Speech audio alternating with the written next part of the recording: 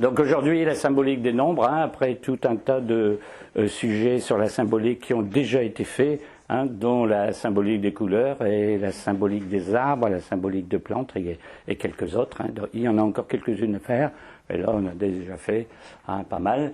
Et donc la symbolique des nombres, alors très très particulier parce que ces nombres sont très utilisés, même si on s'en aperçoit pas toujours. Hein. Parce que ça vient dans des textes, ça vient dans des symboles particuliers, puis les symboles utilisés, quand on dit tiens une étoile, l'étoile elle peut être à 5 branches, à 6 branches, à 7 branches, etc.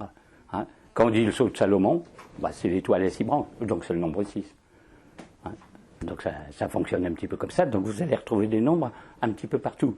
Hein. Quand on va dire l'arche d'alliance, ça aura telle longueur, telle largeur, telle hauteur, vous retombez les nombres. Hein. Même l'arche de Noé, une longueur, une hauteur, une largeur, il y aura des nombres, pas de n'importe lesquels. Hein. La différence entre le monde courant, on va faire de la comptabilité, et le monde ésotérique, c'est que les nombres en ésotérique ne sont pas n'importe lesquels. Hein.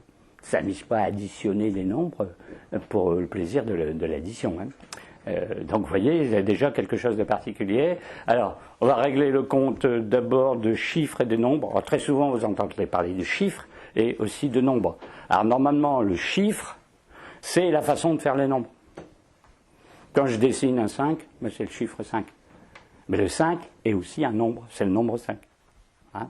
Donc en gros, le chiffre, ce serait le graphisme de 1 à 9.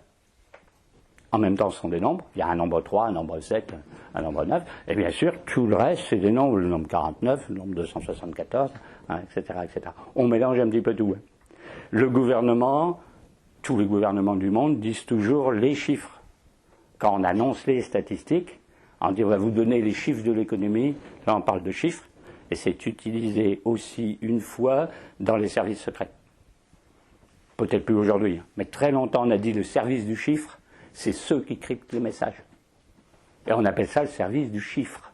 Parce qu'à la base, c'est des méthodes mathématiques